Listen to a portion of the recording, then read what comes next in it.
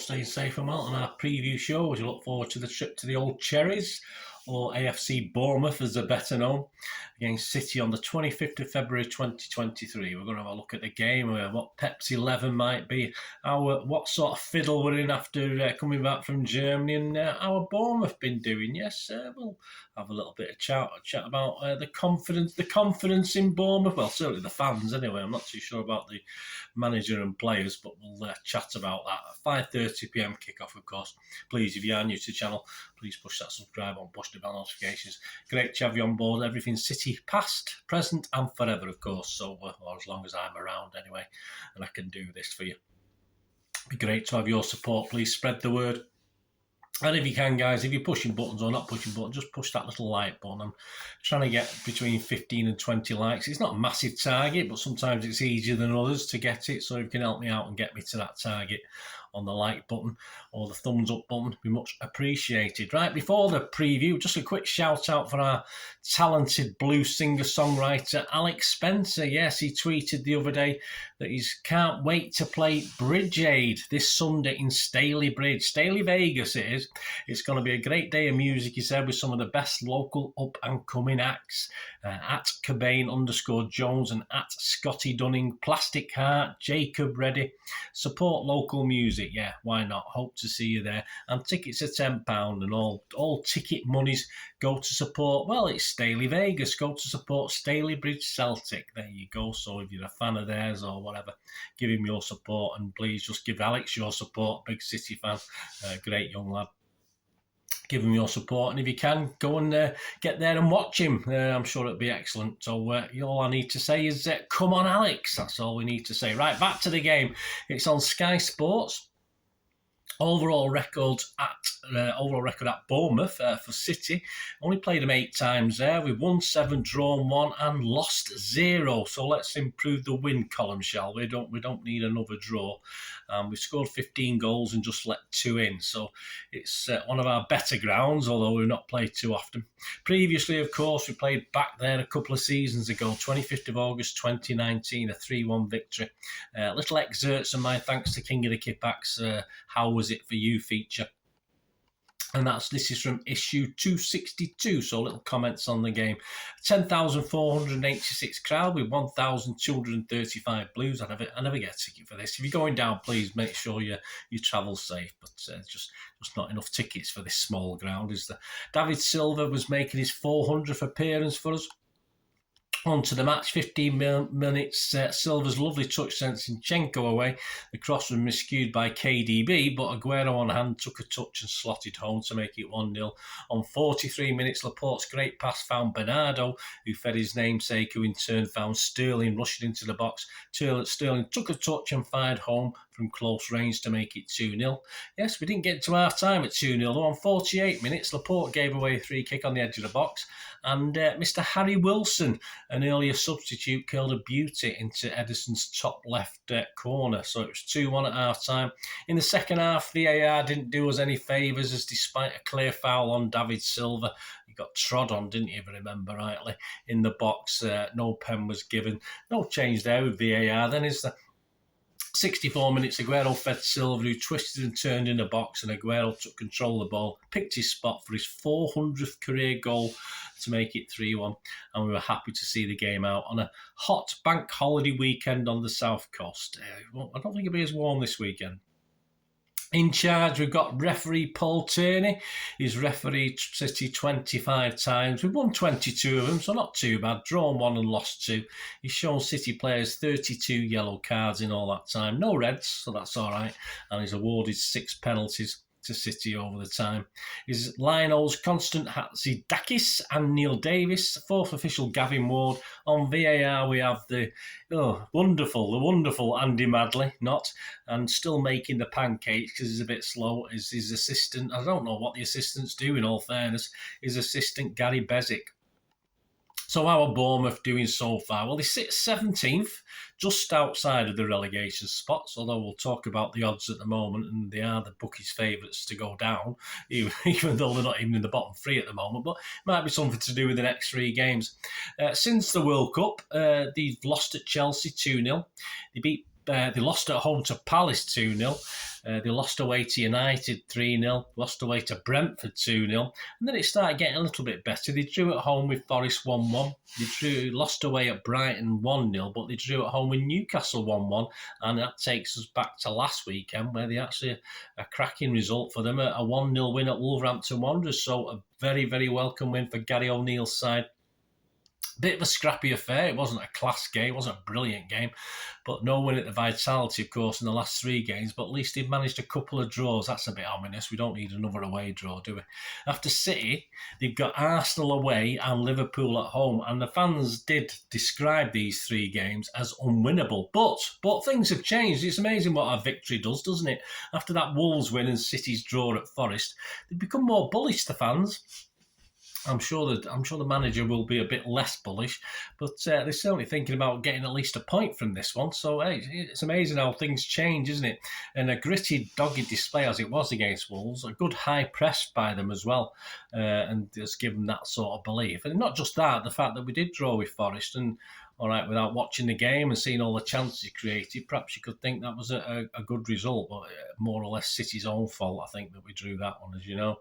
They've got some pace in attack, can cause us problems on the break, as he did at Wolves. So we're going to have to be careful. Their current top scorers and assists: Solanke's 4 goals, 4 assists, Billing 4 goals, 1 assist, Anthony 4 goals, no assists, and Moore 4 goals, no assists. So lots of confidence.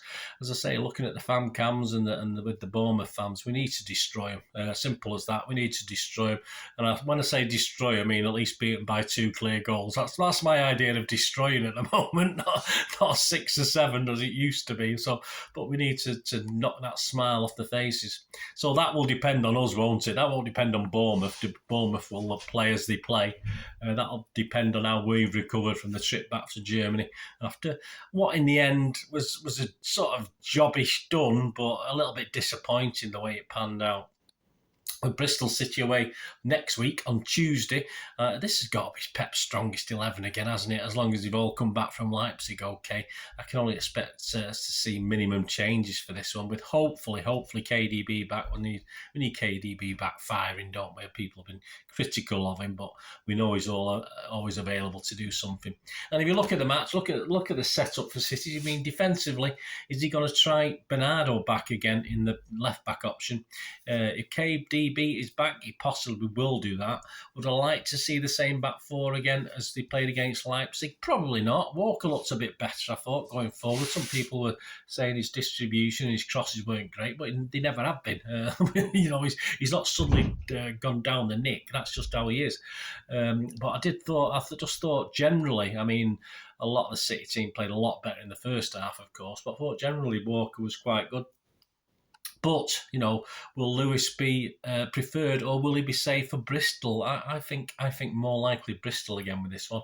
Akanji, I don't think he let us down against Leipzig, but why not play Bernardo in his left back and put Aki next to Diaz? So Akanji just gets a rest. He'll definitely play at Bristol probably, so give Akanji a little, I won't say a rest, let's say a break. And Laporte, is he going to be waiting for Bristol as well? Rodri is unchallenged, so he'll play again. Gundogan, for me, has had 2 poor games now. I think he needs a break, not a rest, a break. So that would give an opportunity for Foden. If fit, KDB must play, of course he must. Does Haaland? Well, who knows? He's trouble with Haaland. He does. Matt's have a couple of quieter games, and then he'll smack 2 or 3 in, and that's what we need. Will Alvarez get a go? Again, I can't see it at Bournemouth. I can see it coming at Bristol. Grealish and Mahrez, surely, probably, of all the team, 2 of the most undroppable players at the moment, whether we like it or not. So based on those ifs and wherefores and whys and whatnots, my expected Pep 11, if I get 9 of these, I'll be happy, in fairness. As I say, it'll depend on who's come back from Leipzig fit. It depends on perhaps Laporte and KDB's fitness after being supposedly ill in midweek. We can only believe what we're told. So this is my 11. Let me know what you think, guys. Let me know what you expect from this team. I'll give you a few little question marks and reasons before.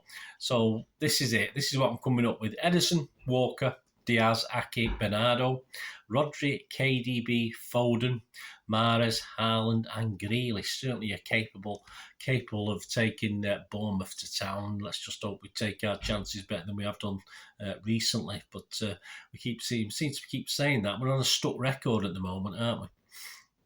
Predictions: Andy Morrison in the City magazine, digital magazines, was going for 2-0.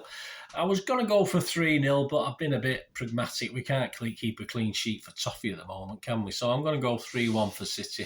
Anyway, let me know your thoughts, let me know your lineups, and let me know your score predictions. And before we go, a quick look at the value on the odds, please. I don't condone gambling when the funds stop. All these odds are sort of averaged out. You can shop around and get better. I've just tried to take an average price as at the 23rd of February 2023. To win the league, yes, we've come in slightly after obviously the disappointment at Forest, but we're still favourites to win, 10-11 generally. Arsenal 11-10 against, so we're the opposite. We're 10-11 on. United still a lot of. I don't know with United. I think there's not enough respect from the bookies. I'd be cutting United. This can still get 12-1 on them. I dread to think, but I think it should be a little bit, say 6-8-1 or something like that, perhaps even less. Bournemouth, interesting also, as I mentioned earlier, even though the fourth bottom at the moment, I think the bookies are looking at the next 3 games, the punters are looking at the next 3 games, and they're 4-11 on favourites to be relegated. So they are the favourites to be relegated. As you look at the teams around them at the bottom, certainly probably some of the lesser name in that group, and you can probably understand why. Match odds: City are 2-7 on. Draw is 19-4. Bournemouth are 9-1. First goal scorer, the obvious City guys. Haaland's 2-1. A bit mean, but hey, he's got to it a bit of form again, surely. Mahrez is 6-1. Foden is 15-2. For Bournemouth, 14's on more, which is okay. Solanke and Billing are both 16-1. Interesting. Anytime goal scorer, KDB's always one I have a look at. Although I say he needs to be back playing and scoring. He's 3-1. More, you can get 9-2. Solanke and Billing, you can get 5-1 on them if you fancy those. Correct score: Andy Morrison's 2-0. You can get 6-1. 3-0, which is what I did fancy originally, 15-2, but on the basis that we can't keep a clean sheet, I'm ending up with 3-1. So that's 10-1. A 4-0 is 12-1. A 4-1 is 16-1. Handicap's interesting. Bournemouth, we only win by the odd goal. Bournemouth plus 2 goals is even. So that's an interesting punt. Half time, full time, I'm not going to give anything else but City at 5-6 on. That's not bad. Or a draw and City at 16-5 at a pinch. And half time's quite good as well if you don't mind betting odds on. Half time for City to be winning at half time, 4-6 on.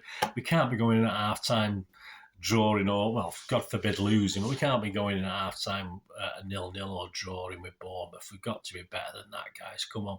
Oh, no disrespect to Bournemouth, but yeah, I'm sorry. We've got to be better than that. Goals over 2.5 is 8-15. Over 3.5, so you think there's going to be 4 goals in the game, 13-10. Hat-tricks for Haaland, he's only 8-1 for a hat-trick. Again, you could probably offer 12-15 to 1 at the moment, certainly away from home as well. 12-5 to score 2 or more, that's a bit better.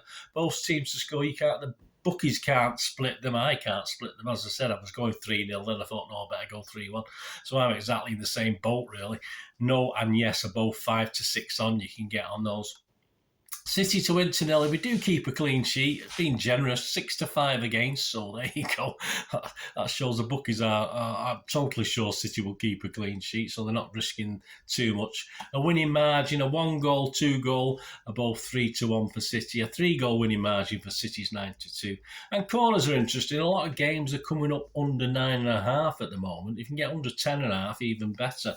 But under 9.5 on the corner count is 10-11 on. I quite like that at the moment. Over 9.5 is 4-5. But a lot of these games, whether it's the UEFA Cup or the league games, with City playing, we're certainly not getting a vast amount of corners, probably because we're playing at a slower pace and not having that sort of bish bang wallop if you want, up front. So that's probably why. So I fancy the under 9.5, but as I say, it tends to be under rather than over at the moment. You can get under 10.5 even better, as I said. So there you go, guys. Let me know what you're having a go on. Let me know what you fancy. Hope you enjoyed that. Let me know if you have any bets, and if you do have, let me know if you win. It'd be great. It'd be great to share the happiness. I'll be jealous, but we can share the happiness. That'd be fantastic. I'll be back Saturday night. Of course, I'll say I'm not going to Bournemouth. I will be going to Bristol next week, which will make things a little bit more difficult when I'm doing the reports. But I'll be back with the rating show this Saturday evening, and I'll be back with a Talking Point show sometime on Sunday. So please join me for that. And of course, next week, I think it'll be out Monday. Yeah, probably aim to put it out on Monday. Of course, a preview of the next round, the quarterfinals? Yes, no, round 5, isn't it? Yeah, I don't know. Anyway, it's the FA Cup, so we're playing Bristol. I can't remember. It's the last 8 of the last 16 at the moment. I'm getting all confused, but I think it's the 5th round, but I might be wrong. It might be the 6th. Who knows? I'm sure you know anyway, and even if I don't. So I'll be previewing that anyway, whatever round it is. The FA Cup match, Bristol City versus Manchester City. Thank you very much. Hope you enjoyed that. Let me know your comments. Let me know your thoughts. It'd be great to hear from you about this game or about anything you want to do with City. It'd be great to hear from you. So we meet again. That's one thing, don't I? Please stay safe, Blues.